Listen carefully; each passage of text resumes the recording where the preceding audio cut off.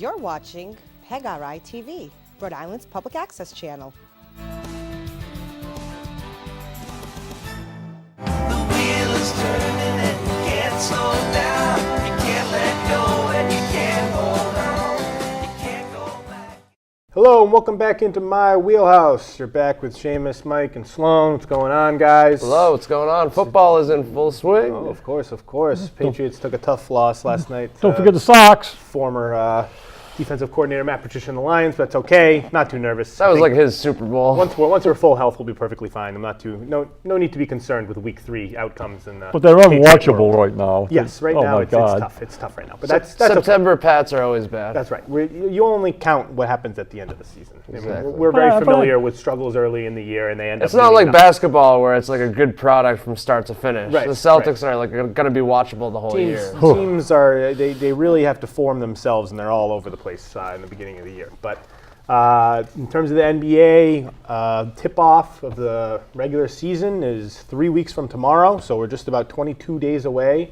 We're going to be seeing preseason basketball, actual teams with new players and new jerseys on Friday, so that's just 4 days away. We're getting into it. Today is media day. We're getting lots of interviews and different things, players outlining their goals. We're hearing new, not timelines, but expectations for when players all's good on media day. Injuries and stuff. Yeah, everything's going good unless you're Minnesota. But overall, everything's going good. Yeah. Lots of stuff to look forward to. We're gonna review maybe some other rankings, including rankings of our own.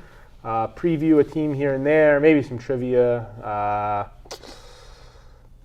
What was it? I'm trying to think of one. Maybe one. Hey, we did have a good fact. chump. Well, who's the chump? How about Nick Wiggins?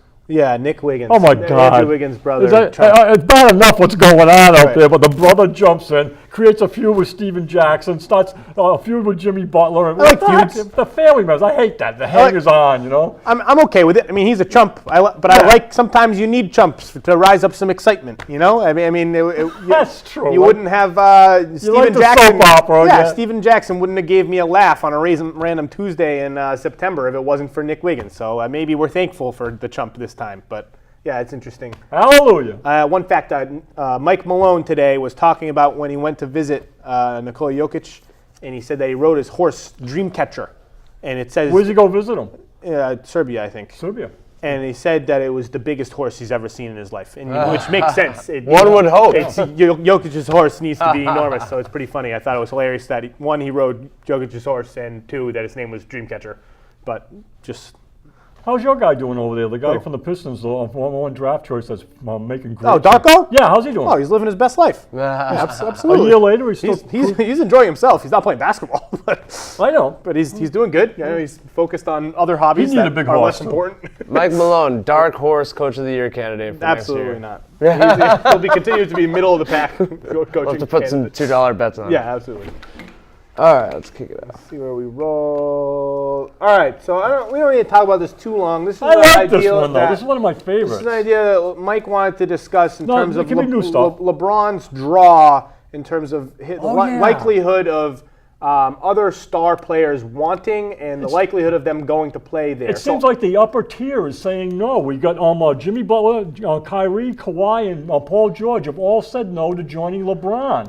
I think there's something there. I think it's very interesting when you think about the playing with LeBron, and when you look at those guys, I don't necessarily. Besides Kyrie, who literally said, "Get me out of here. I'm with LeBron. I don't want to be here anymore." I don't see necessarily the other people saying that they don't want to play with LeBron. Paul George? I think that stayed in OKC but I think that he liked his situation. I think that he really became comfortable with the organization. I think he doesn't want to play with LeBron. And I'm liking LeBron, but I think realistically, these guys, they don't want somebody that's going to take all the everything, so that they win. Everybody talks about LeBron. They don't talk about Paul George. They talk about LeBron. Paul George wants to be somewhere where they talk about him when they win. I think that's a little wrong because he kind of has that own. Well, I think they talk about Russell Westbrook where he is but already. Russell Westbrook is not LeBron. No, but it's a very similar. It's a microcosm of that. But Russell Westbrook creates the same. He doesn't suck the air out of the room like LeBron does. But if you had one person for a media day or a photo shoot or a promo thing, in OKC, it's going to be Westbrook. Right. If you get one person to interview after a game, it's going to be Westbrook. There's a big difference between Russell Westbrook and LeBron James. I think There's a absolutely. big difference between LeBron James and everybody. Yeah, but I the fact of the matter is, if LeBron James is the alpha on a That's team, why it's he's a problem on playing with LeBron, a different and level. not a problem playing with Westbrook. Currently, the media topic that they discuss in terms of other star players in contrast to LeBron and how they aren't there right now, and the perspective of maybe projecting forward, which ones could land there. They're saying similar things to what you're saying. Is if you're alongside LeBron and you're a star, consider an all-star player before you get with LeBron. If you don't win, it's your fault, and if you do win, it's because of LeBron. And I think that is getting really, really blown out of proportion. I think that Dwayne, if you look back in history, I think Kyrie Irving does get heavily regarded in terms of making one of the most remarkable shots in NBA Finals history, and Kevin Love. And when he did contribute to basketball, he got his due. Chris Bosh always gets highly regaled for being able to transition his game to focus on the defensive end. Dwayne Wade was highly regarded as a top 10 player in the league when he was on Miami. I think the difference there, different generation. Wade and Bosh were his peers in that generation. These are the younger guys that don't want. At 26 years old, and I think that it's getting blown out of proportion because of the pitfalls that LeBron has had when he doesn't win. It has been because of his supporting cast not being able to bolster him. Realistic. And I think it's getting over-exaggerated with other players. If someone actually thinks, if a Jimmy Butler actually thinks, I can't go play with LeBron because if we lose, it'll be my fault. That's something that needs to go. He's saying it'll be better for me somewhere else than with LeBron. I think a lot of the time what we will see with LeBron is that if the supporting cast doesn't step up, he hasn't had good supporting cast. If they do step up, people will say, oh, look at how much better LeBron makes them. True. It seems like the dynamic always seems to shift in LeBron's favor, and I don't think other people see that as a favorable outcome for them. So Shay, I think subconsciously it could be an issue with the elite players. They don't want to be alongside him. I was trying to think of which players will play with him, right.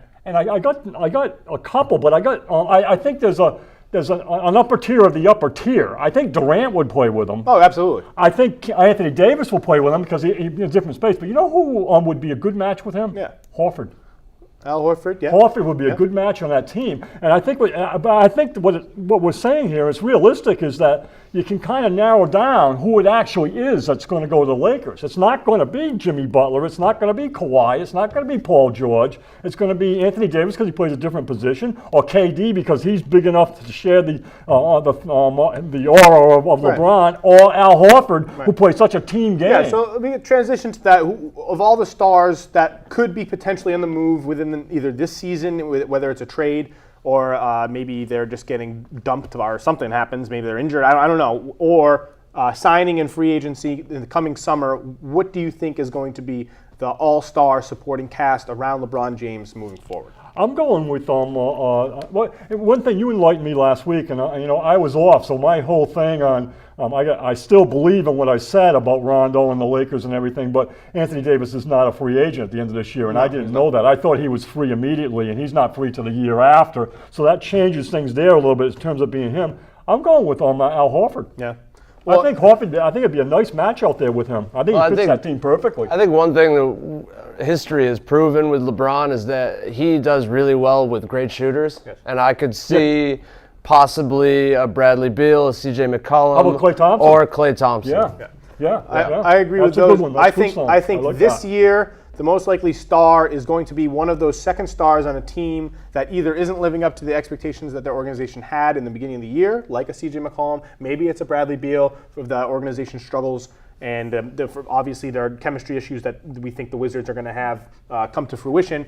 Or if that doesn't happen, I think if it gets to the offseason, I'm putting the most likely star to join LeBron James. I'm putting it as Kevin Durant. I think Kevin Durant is going to right now, if you put a gun to my head, I would say that Kevin Durant is probably going to go to the Lakers. They're most likely, the Warriors are most likely to win another championship. I think that kind of sucks, though. The number 1 and 2 best players in the league together. It's a weird match for me. It's weird, but if it's just those two guys, it's going to be, you're going to think, oh, what the heck, this is just a different super team. But if it's just those two guys and then the growth of whatever young player is still on the roster, whether it's Alonzo or an Ingram or a Kuzma or what have you, I think that it's going to balance out the conference in terms of the talent imbalance that currently exists because of the Warriors.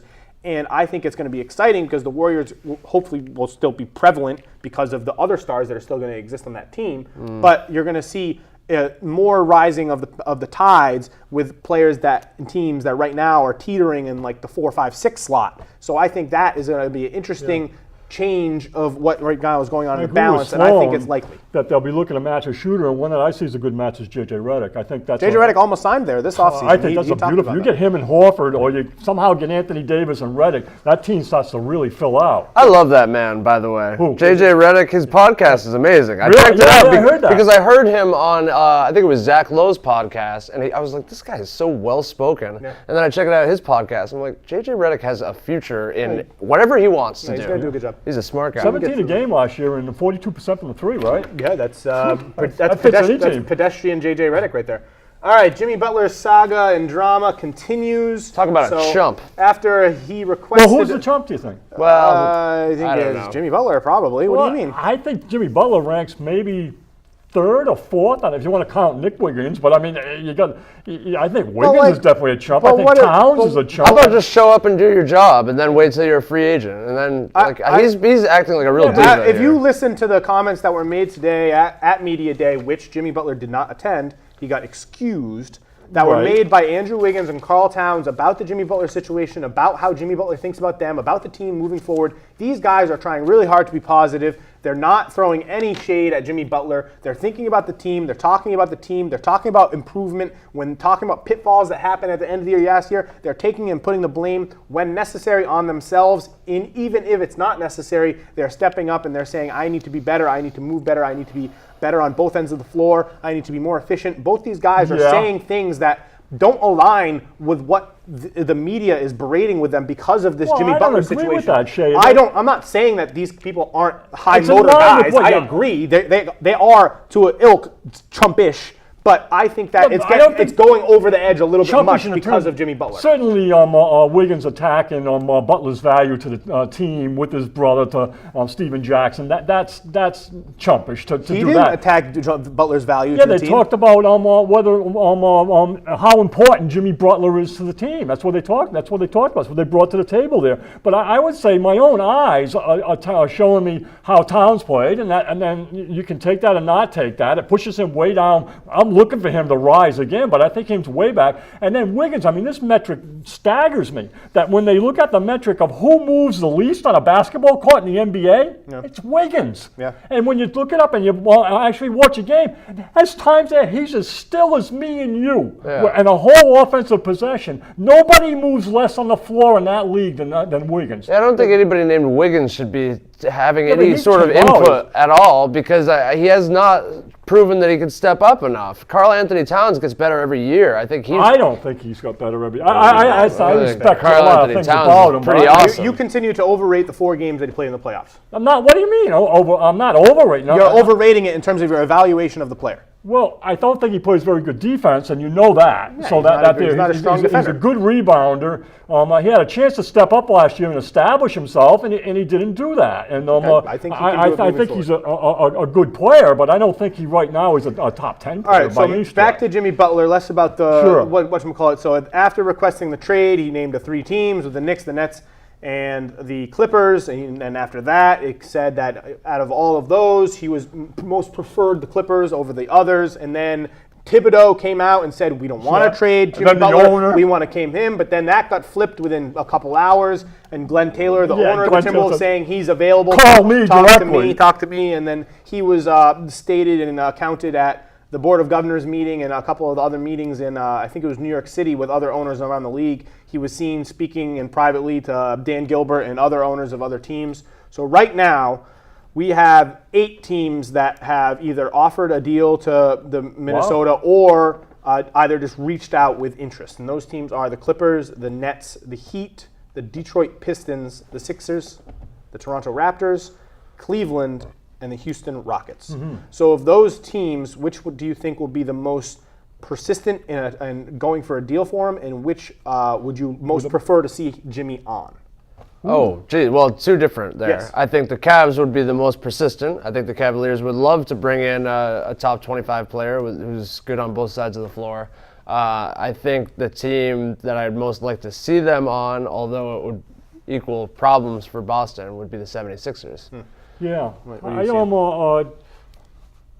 First of all, I think that Minnesota is as a franchise, we got to be considering them a snake bit franchise. Since the Kevin Garnett deal, things have gone wrong in that place consistently. Even the trade for Butler, even and before what they, Kevin Garnett left. Minnesota has, Josh Patton. here's a little trivia for you. Minnesota has the worst win-loss record of all the teams since the merger. They trade, they get Josh Patton with them. Josh Patton Justin breaks the same foot again, and he's out. So, I mean, they are really snake The trade bit. wouldn't have been as bad if they picked John Collins or Josh Hart. Right, or Mark, right. But they didn't. It certainly didn't work out for them. And teams that he could go to. One thing I would say also is that what's this about guys that are tradable? Trying to tell, is he in a situation to say I want to go this, and this? No, well, that is more so than not. They can trade him wherever they want. He is telling the other teams that could potentially trade for him, saying, who to step up? He's saying, if you trade for me, these are the teams that I'll re-sign with. He's not telling the Timberwolves, trade me to this location. That has really got He's to be telling a the strange situation. Well, that's what he's doing. He knows they can trade him wherever he wants. Say, he doesn't have a no-trade clause. That's not how it works. And they're going to trade him for whatever the I best like his deal fit. is. I can picture Brooklyn being like, ooh, that's exciting. Wait, who the hell are we going to give them? Yeah, well, you asked me, I'll go back, I'm sorry, I got on a tangent there, but I got a lot thinking about this thing, but there's two teams that I like how he fits,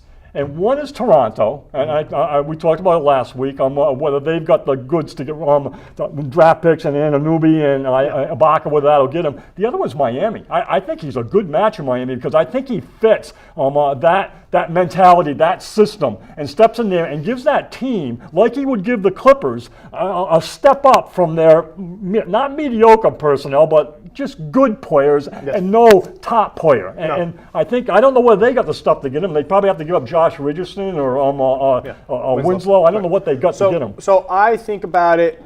What's interesting when these teams were released, that the teams that had interest in Jimmy or had either offered something in a package for Jimmy already, that New York wasn't even a part of it because it seems like, thankfully, they are sticking to their guns that they spoke on earlier with Steve Mills. Yeah, where we're not going to trade young assets and picks anymore. We're just going to shoot for it in free agency. And that same type of mentality is kind of how I judged the other suitors in terms of who was thinking about it in terms of necessity and just likelihood of willing to move, whether it's picks or young players. So I think that type of a deal bumps down a team like the Clippers that he is interested in. It bumps down a team like, I think the 76ers are probably less likely to trade picks because I think even though they are contending right now for potentially a finals berth, I think that they're aware that their timeline is a little bit further down the line. I think that hopefully that should bump out a team like Cleveland, but it's not going to because they're run by Dan Gilbert, who's a pretty low-level GM and owner. In Perennial chump. Yes.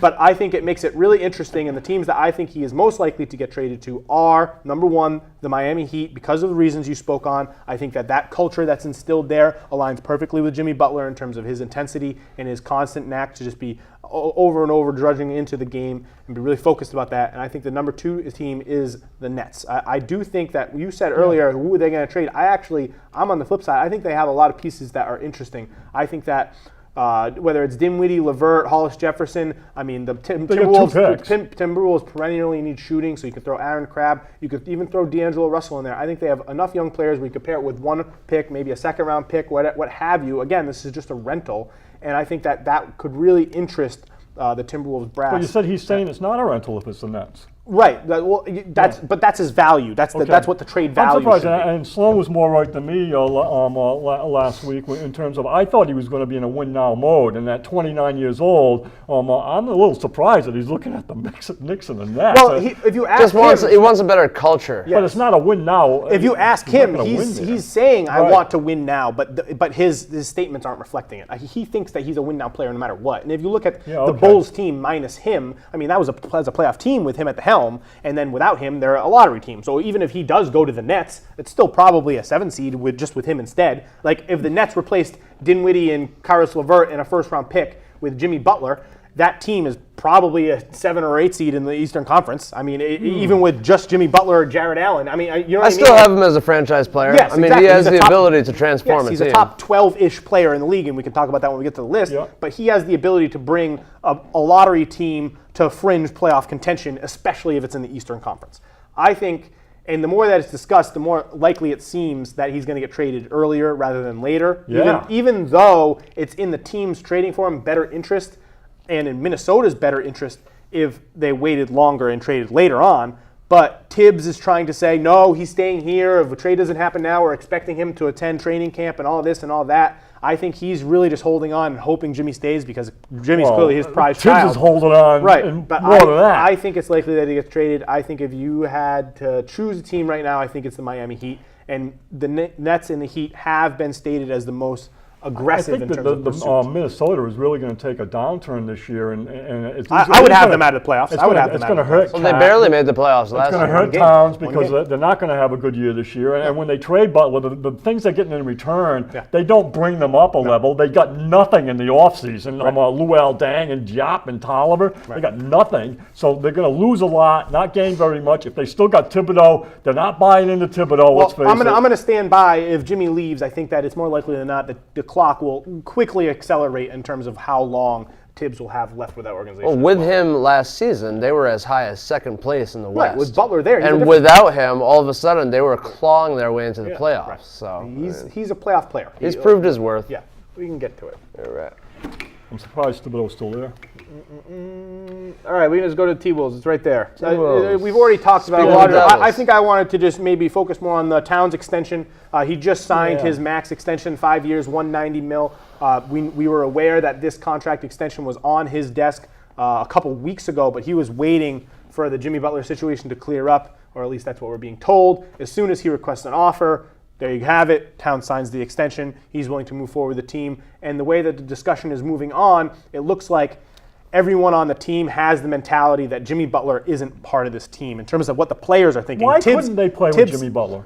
They can. It would just be tumultuous. It was last I year know, anyway. but they didn't and play with did- him last year when they had the opportunity to. Yeah, I they think- could have been a much better team if they plugged in to that mentality. Well, I mean, they did, and when he You was think they playing, plugged into that yeah, mentality? when he was, Wiggins? Sloan just said when they were playing, they were a top 3, top 4 seed in the West when Jimmy Butler was there, and that team was clicking, and Wiggins was the But third Butler or fourth saw most what the important player. problems were all along the way, and he knew it wasn't real what you were seeing with that team. It was real. If he was healthy, that would have been a top 4 seed. If he didn't get hurt, that team isn't an 8 seed; they're a 4 seed, and they're potentially After etching the to way the they second performed in round. the play, I know you don't like me saying it, but I can't say they were going to be any Okay, good. It's also a team that unfortunately they gave up like 135 points a few times, and like they weren't working their butts off as much as Jimmy Butler would have liked, and they don't have a level of maturity that he looks think is for in a important. team. It's just like they were faced up against one of the best offenses the NBA has ever seen in the Houston Rockets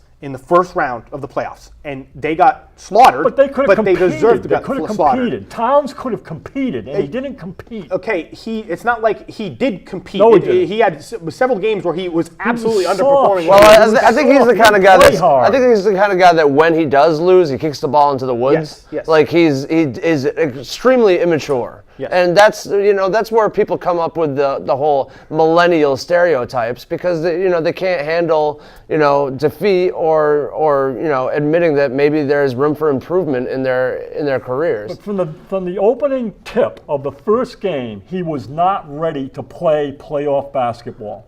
He should have been. With a coach like Thibodeau and a teammate like Butler, he should have been ready. He should have been buying into that. He should have been fired up and ready to play. I think that if Jimmy Butler was healthy for that playoffs, I think that they wouldn't have been an 8 seed. They probably would have played the Jazz or the You don't Thunder think in the that first locker room round. was and I think already they in would've- trouble, Shea, at that Absolutely, point? it absolutely was, and So- that's even more testament to the Jimmy Butler as a player. I think Thibodeau could be an overrated coach to begin with absolutely. anyway. He Defensively, wears he's got the out his chops. welcome. As somebody that wears out on you. Wears I on don't you. know if Tibbs is ever going to make it deep into the playoffs because he's not really an offensive-minded coach at all. He's got defensive coaching ability, but can he coach personalities, which is what we talked about last week. He can't coach personalities. That's a problem. When you got a 22-year-old or 23-year-old superstar who's a top 15 player, but you can't rein him Wiggins has got in. progressively worse as we talk about him. I mean, he's got that guy had all the potential in the world to be a star. He was the number 1 pick, right? He was number 1. Yeah. Well, I mean, He averaged 22 a game his first year.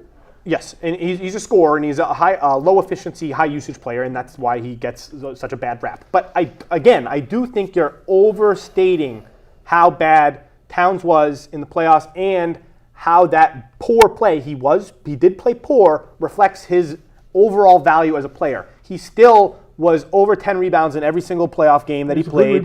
He got over 20 points in 2 of the 5 games, and he was 18 and 16 in game 3. It was just games 1 and 2 where he was in an away crowd. It was his first time in the playoffs. I don't blame him for being terrible. Gets to the free throw line, knocks down free throws, But to my point, knocks the down first 3-pointers. 2 games, he was not ready to play. Yes, that's his first playoffs ever. I think moving forward, he is going to be only better than that. And if you look at it, he's I agree. 22 I'm and looking 15, for him to be better 23 too. and 14, 18 and 16. This is a guy we're talking about who is underperforming in the playoffs, and those are 3 of his 5 games. But Shay, if you can't go to war with him, what's he worth? I think you can't go to war for him. Right now, he's proven that you can't. They were completely outmatched for the Houston Rockets, and they were going to lose that series no matter what. I think I'm not looking forward to heading into the playoffs. We'll see what we have for our rankings once we get there.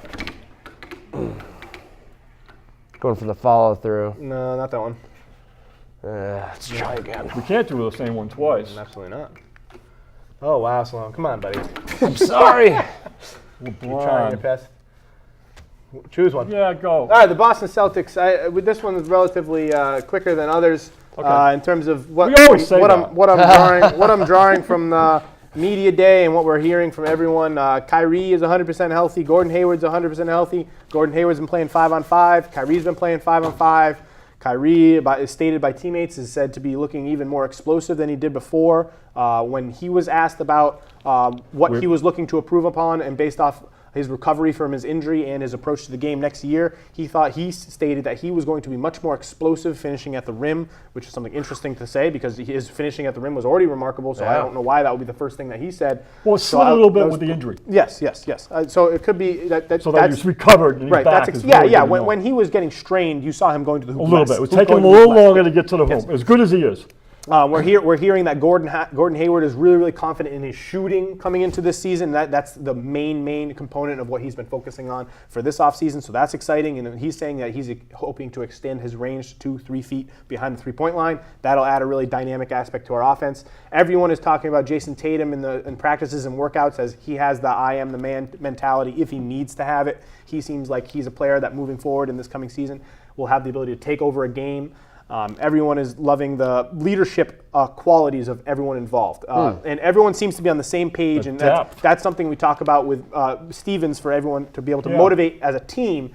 And we see that everyone is yielding to Kyrie as the leader, even though it's kind of just a place-holding title. And he can believe that. And everyone understands that he's probably the best player on the squad. But he seems to be building leadership qualities that I formerly did not know that he had in terms of his ability to motivate, discuss the right tactics with his team. And I'm really, really excited moving forward. I mean, pictures are coming out of these 5 guys together, and it's like it gets you blood it's so pumping. exciting. Gets your blood pumping. I think we have 3 leaders. I think Kyrie is the leader just based on pure ability and leading by example. Mm-hmm. I think Al Horford is the quiet leader. Yep. And I think Marcus Smart is sort of like the loud, boisterous, heart-filled leader of the second string. Most teams don't have a leader. Right. Never mind 3 leaders. Yes. It's very exciting. I think we're all really excited, and just hold it together. Please. Nothing go wrong this year. But there's 2 things I would say, and one is that we trust in Brad Ball, and I think Brad is all over this, and I think he's going to make this team. Oh yeah, he's a leader too. He's going to bring he's already talking about how important this is right away to establish themselves defensively, and that offense is easy. Defense, any team in this league could improve their defense, and we have to too. And I think we, as a coach, that's so valuable to have that coach with that mentality. The other one that I would throw out there, as we want to make this quick, is Gordon Hayward. I think we're going to see, as far as a skill set and the way he plays, especially with the connection with Brad Stevens, the closest thing we've seen to Larry Bird since he's been here. I think that's what I'm anticipating. I'm anticipating a level of play with Gordon Hayward that is through the roof because of his the way he is associated with Stevens, what Stevens is going to bring out, his team play, the Indiana-bred guy, all that stuff from basketball. I see things happening here that are going to be beautiful. That's the guy I want to watch. Yeah, he's pretty awesome. I remember us watching him 2 years ago when Utah really didn't have much, and he was was pretty much getting them through playoff games, and he almost won the series single-handedly. I mean, coming into last season, I was saying that he's a dark horse MVP candidate because of what you're just speaking on in terms of his chemistry and think being it's on the same coming. brainwave as the coach. And I think he's going to fit perfectly in with this team. It's very exciting, and obviously we're going to be able to see our first look at it on Friday against the Mavs. I have one question. Do you think this unprecedented depth will hurt any one player's development? Marcus Morris. Marcus Well, Morris? Terry was there. No, I think he's fine.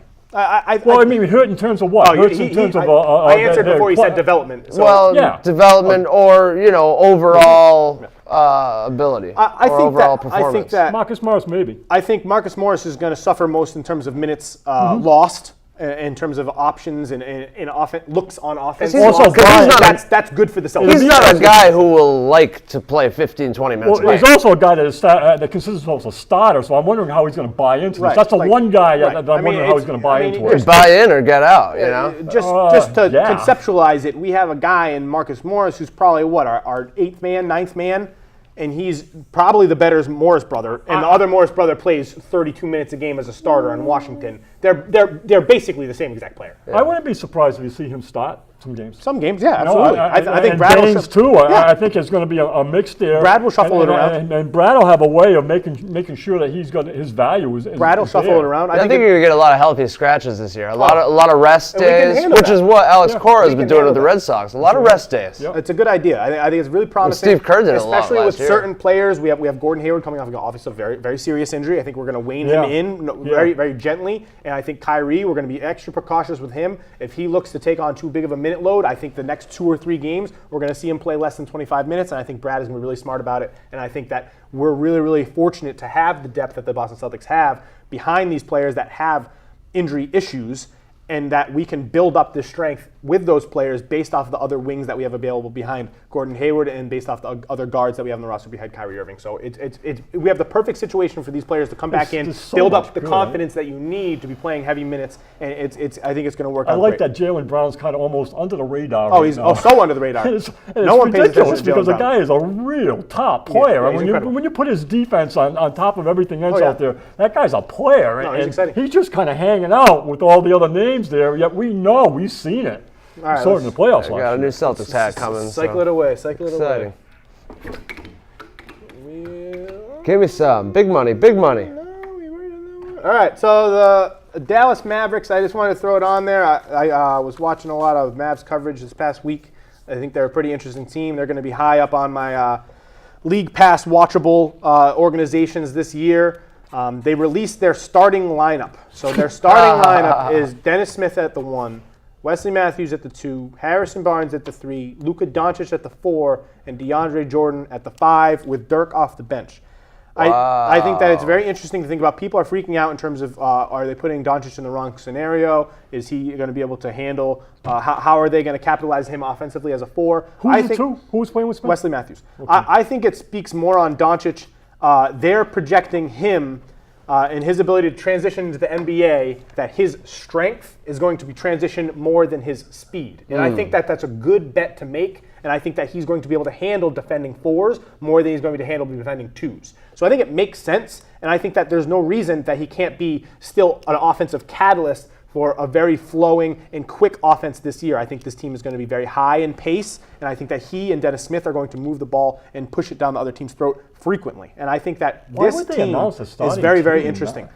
I'm very excited for They're Luka trying to Doncic. say- I think he's a top 50 player in the league. He's a stretch 4 in every sense of the word, for sure. I mean, Really? he's An gonna. awful good handle. I think he's gonna take people.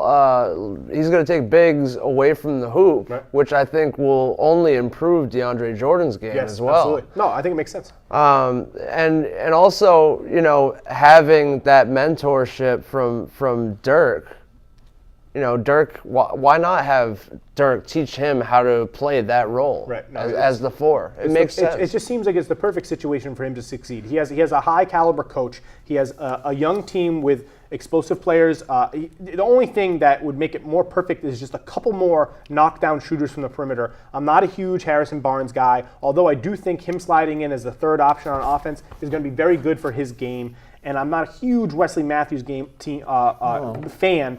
His best days are behind him when he was one of the league's best three-point shooters in Portland, but now he's tailed off a little bit. His defense has dipped, but I think that overall, especially between that young core of just Dennis Smith and him, and then with the explosive pick and roll lob threat of DeAndre Jordan, those three guys have enough to make this team really, really interesting. And if he comes in and he's a 15-5-7 player, which I think is perfectly attainable for him, this team is going to be knocking on the playoff door. I don't know if they're going to make it there, but I think that they are going to be in the running, in and out for the entire season. And depending on who they win and who they lose against on a random Saturday in December or January, they're going to be either in the 7th seed or the 11th seed, and I think it's going to hop in and out. I got some question marks. You got to watch it. And one of my question marks is, as much as I like Doncic, we haven't seen him enough yet, and that's not the question mark. The question mark is that they expected him to be improving his quickness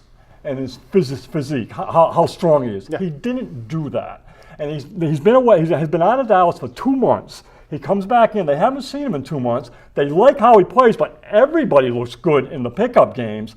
I'm a little bit confused at why everyone he doesn't didn't look work good on in the his pickup game. games. Huh? Everyone doesn't look good in the pickup games. But everybody talks about how good everybody. It's not a good not a good place to judge but how like, good a guy is playing. Yeah, but like the talk, in the 5-on-5 preseason games, it's not a way to judge how good a guy's playing. The talks about the pickup games when you talk to other Mavericks players is Luka Doncic is the best player on this team, and it's not close. That's what Harrison Barnes is saying. I would say the pickup game. I'm gonna say that shades it where I can't really put a lot of value on that. And I mean, I think he's great. I also don't like that he's being moved to the 4. I think that's out of weakness. That's almost like a Booker to the 1. He's not a 4. I think defensively he fits but that they don't mold. have anybody else. They got Powell. They really don't have much else up front. But they need some shooting, and He that's may not be why quick enough to play Wesley the guard. Matthews is They the may be 2. seeing he's not quick enough to play the guard, and they don't have enough up front for him not to play the 4. I was hoping that he was going to be minimum of 3 and potentially a 1-2.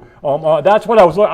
That's what I liked about his game. I love his hand. I love his vision. But if you bump him to the 3, then Harrison Barnes becomes the 2 guard, and then all of a sudden you're putting Dirk back in the starting lineup, and I don't think they want that. No, I don't think Dirk's a starter anymore. I don't what we saw with Doncic is not a 4. I think that he absolutely makes sense in the modern NBA as a player that can defend other teams' 4s. There's only a select amount of teams. Is that because he can't defend? Yeah, I think 4 today is different than the 4 in Kevin Because he doesn't have McHale's the quickness to play the way he played in Europe. The way I opened play the way he played in Europe. What we saw in Europe is not what we're going to see in the NBA. Well, even in Europe, he was often the 3 on the court. He was often the 1. Well, on offense, yes, and I think that is what's going to happen. He's going to be a LeBron James, a Ben Simmons in terms of his defense versus offensive role, in terms of him being the primary distributor. He's going to average over 7 assists a game, and on defense, was he matching up with bigs in Europe? He can. And it's more about. I didn't see it. It's more about his strength than his speed, and I think that the way I open the conversation, 6'8", yeah, and I think that it makes sense having him to be able to defend. I don't even know. One of the things they were going to have a lot of help too. Yeah, I mean, the other thing they were looking at, I didn't really see his strength thing with his young, but they were looking for him to work out and increase his muscle mass, and he didn't do that. Why are you saying he didn't do that? Well, that's what I read. He's done that. He's working out. Well, he's bigger. He's bigger gained than he was weight. before. He has I mean, it's not saying so much that he's gained weight. He has gained weight. So, and I would have walked him to maybe trim down or minimum stay the same. I don't think he needed to gain weight. And if they're asking him to play the 4, maybe it makes sense for him to gain weight and try to put on some muscle. Because he's not going to be gobbling up rebounds. Right. Yeah, but you might gain weight if you're gaining muscle. He might be bottom 5 in rebounds. So who benefits on this team most from having Luka Doncic there?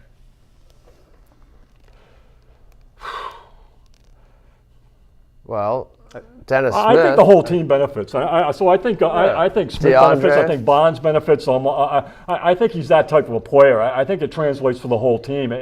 You're looking at a changed franchise because of Doncic. I agree. And not just one player is going to step up. That everything there. And one thing I would say that I got a little question mark is on. Carlisle could not handle Rondo, and I know it's a head case, but there's also something there of Rondo's style of play. And when Rondo came in that style of play, it doesn't match with Carlisle. Carlisle's style of play fits Nowitzki.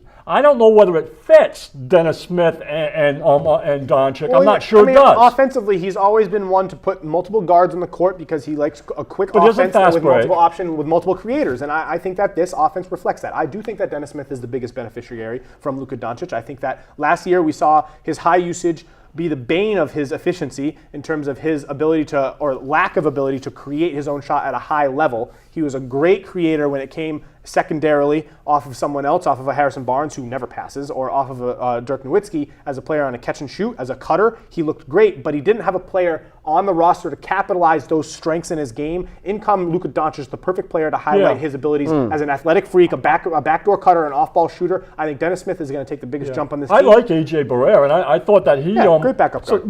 But I thought he created that for Dennis Smith last year. He played quite a few minutes. I mean, he played 20 minutes a game. But he created that to the best of his ability. Okay. He's not a great And that's a good playmaker. point. So it's similar to what Donovan Mitchell's creating for Ricky Rubio.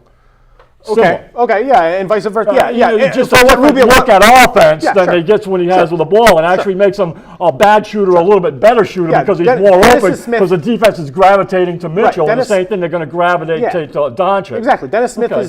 his usage I'll is buy going to that. drop and his efficiency is going to rise I'll buy because that. of the. I think rivalry. Bonds is an underrated player. You don't like him. I think he's an underrated player. He's okay. He Third. is what he is. But he's okay at everything. He's okay third. I think I agree with the fact that Doncic could easily slide into the top 50 after half a season. I didn't put any rookies on it. No, neither did I. I think that was the best way to do it. But I think just vision and IQ wise, he might be top 25 already. I'm looking to see him. I got a question mark until we actually see what he's doing there, and move him to the 4. I don't like that. But like Shay said, they're going to be fun to watch. All right, we can just spin in one more. If you get a new one, we'll do that one. But otherwise, we're going to go to rankings.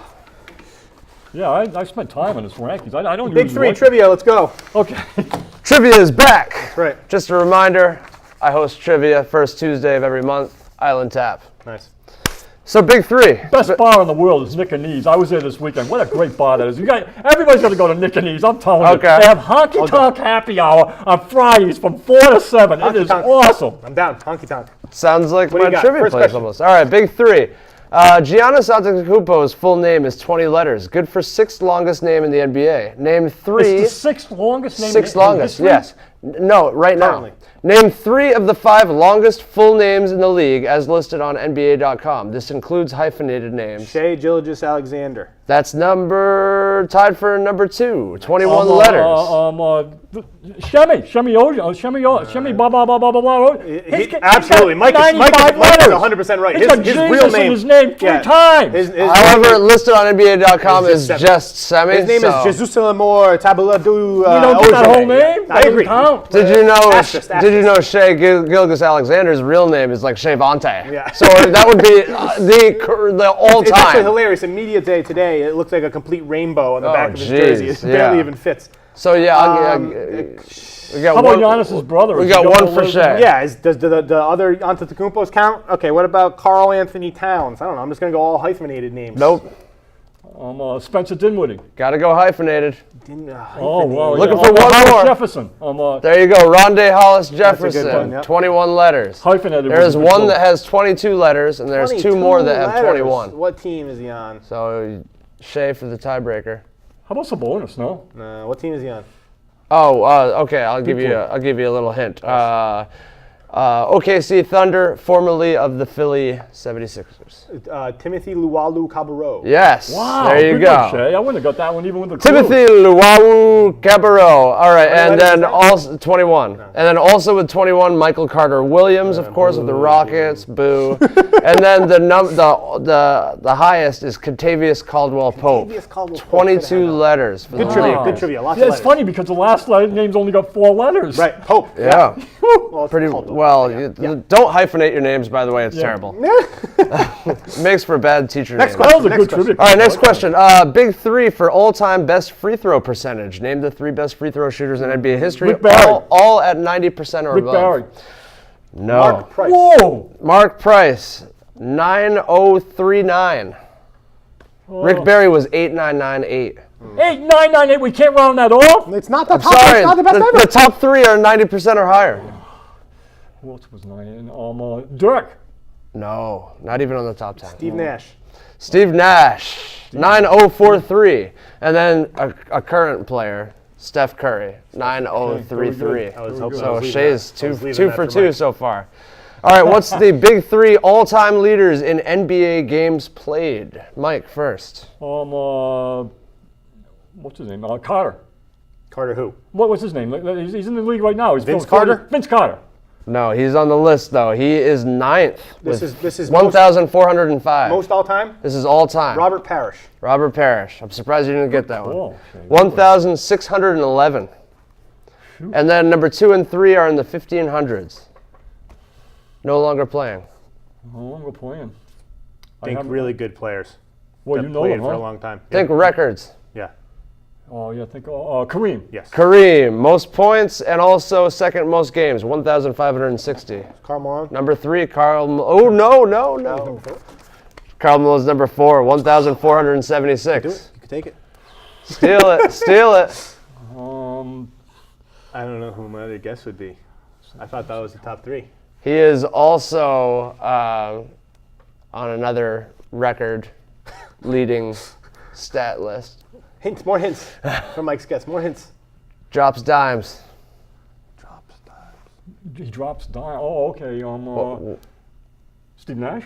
Oh, no. Jason Kidd. John Stockton. John Stockton. 1,504. After you said Karl Malone, I thought he was the next one. Think of that, huh? All right, I got one more for you. One more. Together all that time. Name the big 3 players who have won multiple three-point contests. Multiple 3-point contests. Jason Capono. There are 6 of them. Larry, Wow. Yeah, Larry. right off the bat. Larry. Jason Capono is the most recent one. Raptors, 2007 and 2008. Larry. Larry Bird won in 1986, 1987, and 1988. I saw kind of a funny thing the other day. He was on an NBA channel, and he was talking about when he first got to the three-point contest. He said, so who's coming in second? That's right. And he was just joking around. You said Capono was the most recent one? Most recent one. Oh, Clay didn't win it He twice? had a way of saying that, Larry did. It was Clay only So won it in 2015. what was the last year before Capono that the guy won it twice? 2002 and 2003. 2002 Clay three-point Thompson. contest. Peja Stojakovic. Boom! Shea, knock him down. You want to guess Clay the other Thompson. ones? That's what I said. No, 1998 and 2000. 1998. That's not Clay Thompson. He was a white guy. What team did he play on? You're touching Wow. your face. Utah Jazz. Is that a picture? Hornacek. Wow. Jeff Hornacek. Yeah, That's what he used to do when he was at the free throw line. It's a very good picture. It was he was saying hello to his kids. All right, good big 3. All right. I thought that was Good, him on the bench when he coached the Knicks. good job, Shea. Always knocking it out of the Looked like park. he fell asleep. Looks like he fell asleep. He was coaching the Knicks. Throw it Why don't we go over, back under, to the over, under, top? over, under, over, under. Real quick. It's just going to be, I Okay, got you like look- 10 things. You're just in the game mood now. Devin Booker, 6.1 assists. Under. game. I say under. Under. Karl Towns, 25.7 points per game. I say, ooh, that's a good number. Under. I'll say over. I said over. Kawhi, 62 games played. Over. Over. I also said over. He wants that money. Ben Simmons, 25 three-pointers attempted Under. on the season. 25 in the How season. many did he attempt last year? 11. 0. He was 0 for 11 last year. He'll be 0 All heaves. He'll be They're all 0 for heaves. 24 this year. You're saying 24. You're taking the one under. I also said under. But he's going to be 0. I think the important number is 0. Markel Fultz, 11.5 points per game. Under. I say under. I said There's over. not enough room for him on that team. to Not play. enough balls. Jason Tatum, 16.8 points per game. Under. Over.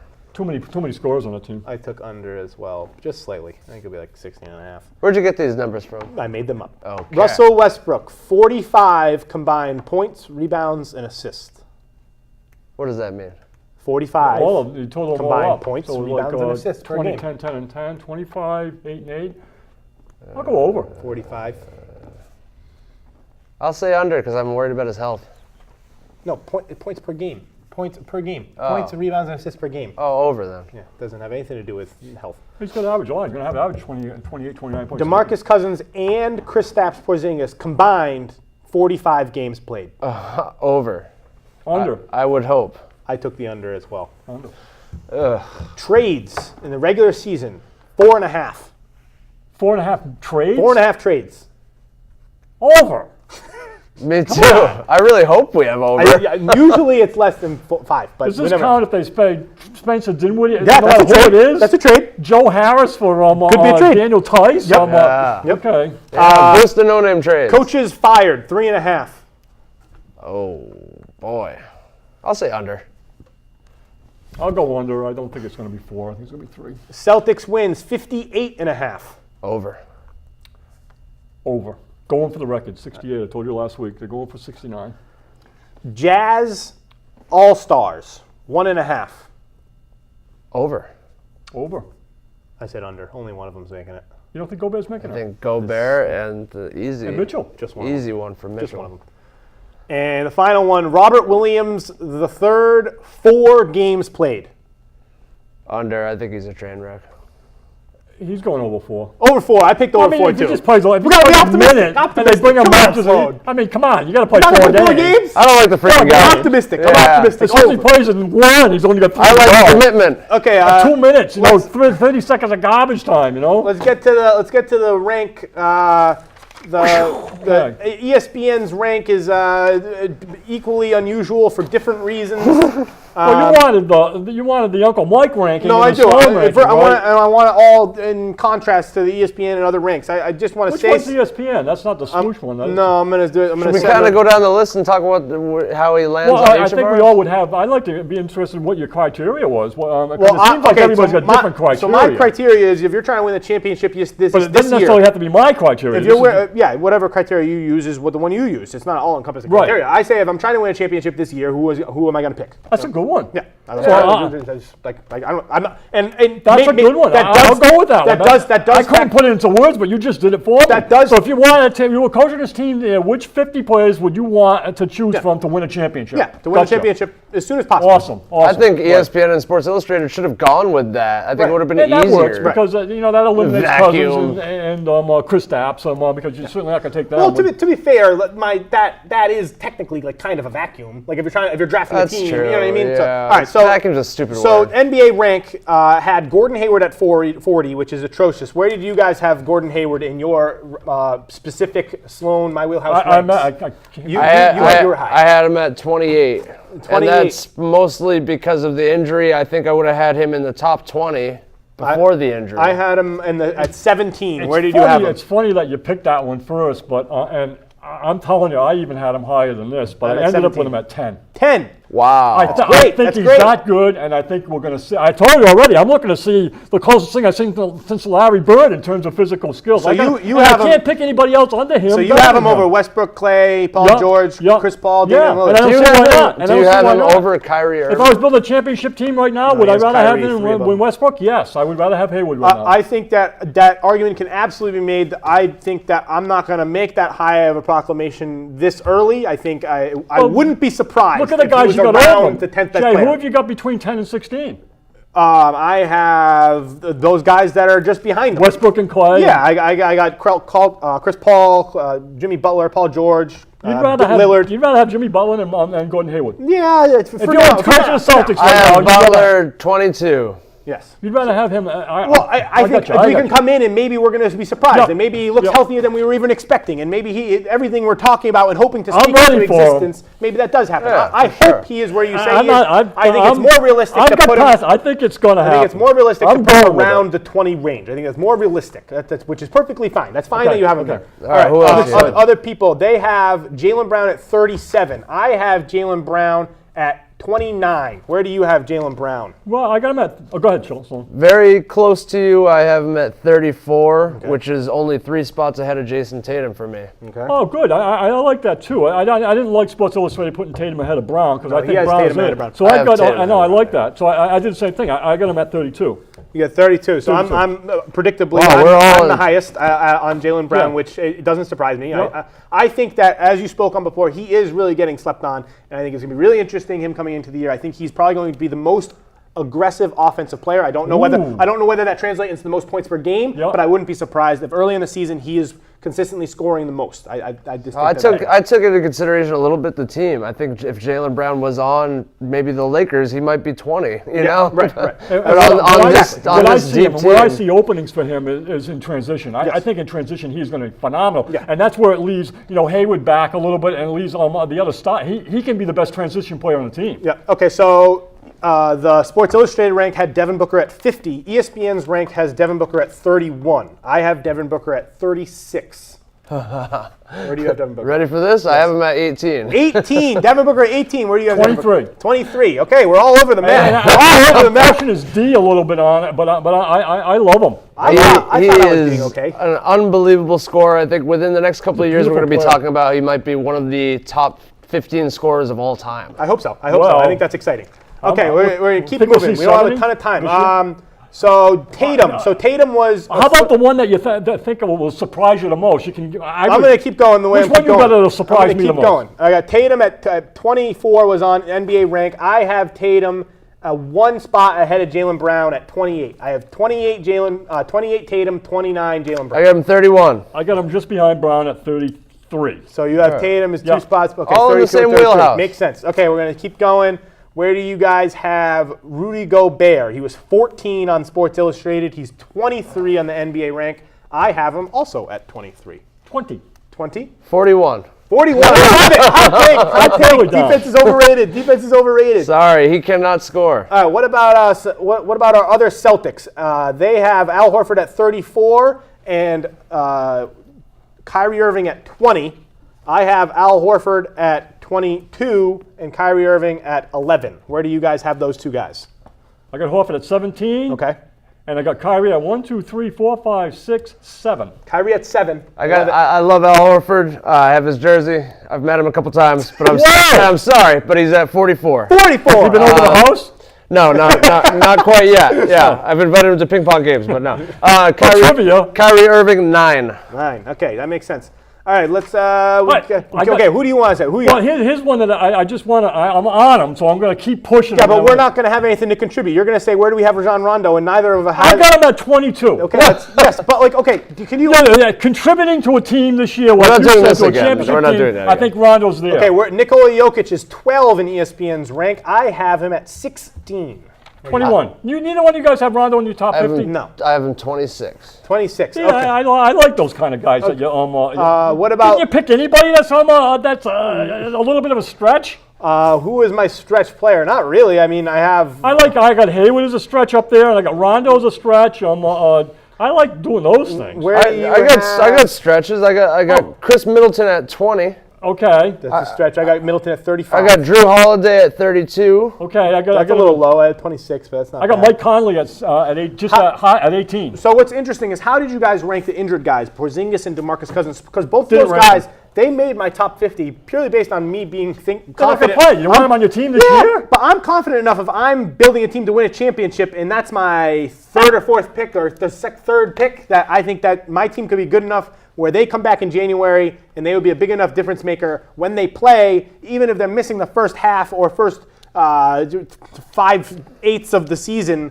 I think they would come back. I guess if you're coaching a championship team, you could be looking at fully it. Certainly, if you're coaching the Knicks, you're looking at you're going to be 10-50 when he's back, and you're just going to say, why am I going to play this guy? All right, what's your guys' top 5? LeBron James, Kevin Durant, Anthony Davis, Steph Curry, Giannis Antetokounmpo. Top 5. LeBron James, Kevin Durant, Anthony Davis, Joel Embiid, and Steph Curry. You get Embiid. I don't have Giannis in my top 5. I have LeBron. I got Steph. I got Anthony Davis. I have Kawhi. And then I have Kevin Durant. Did you guys see the video of Kawhi laughing at Media Day? It's the most maniacal thing I have ever seen in my life. This guy is so weird. He's so weird. He's weird, huh? He's so weird. He's laughing at himself. He's not used to talking to people. That's what it is. He's not used to talking weirding me out just doing it. He would prefer never to talk to another person. He's out there. He's out there. People say that he is robotic for a reason. This guy is unusual. It sounded like a robot trying to produce what humans think laughter sound like. Think he does any sort of weird drugs, or is he just born that way? I just think he's a little loopy. So neither one of you guys has the MVP of last season in the top 5. I got him 6. I also have him 6. It's a healthy I just league. think it's interesting. Right. It's a healthy you league. You have him 9. I You got have him 9. Well, yeah, the other guys that you're going to rank, it's just that the other guys are so strong. And everyone's so good. It's just You know, like, I mean, And you don't get me wrong, I mean, voted you look for at him the for guys ahead of him, MVP. you can make your case for the guys that you're ranking ahead of him. You It's not that you're down on Harden. it's interesting because you feel like you are slighting someone by ranking them 10. And Damian Lillard was All NBA first Look at team that, last year, yeah. and I have him 10th. And 16. it's just like Sure. I don't know. Yeah. I feel like I'm in. It's tough. Someone I do think gets perennially underrated is Klay Thompson. Klay Thompson Yes. was 19 Yes. in the NBA Yes. rank and was 22 in the other rank. I have him at 11. 13. I think he's And constantly I got him at underrated. 12. I got him 11. There you go. I mean, we kind of 13, I 11, agree. 12. I Yes, agree. we're all on the same page. You know, talk about 3 and D. Yes, we're all on the same page, and that's how we're going to close it out. We'll see you after the first There'll be couple. games the to first report on basketball next week. hits the hard court. We're the talking hard court. China's coming to That's town. right. We'll be able Beijing. to talk Somebody's about playing Real Beijing. basketball. Real basketball. My Wheelhouse out.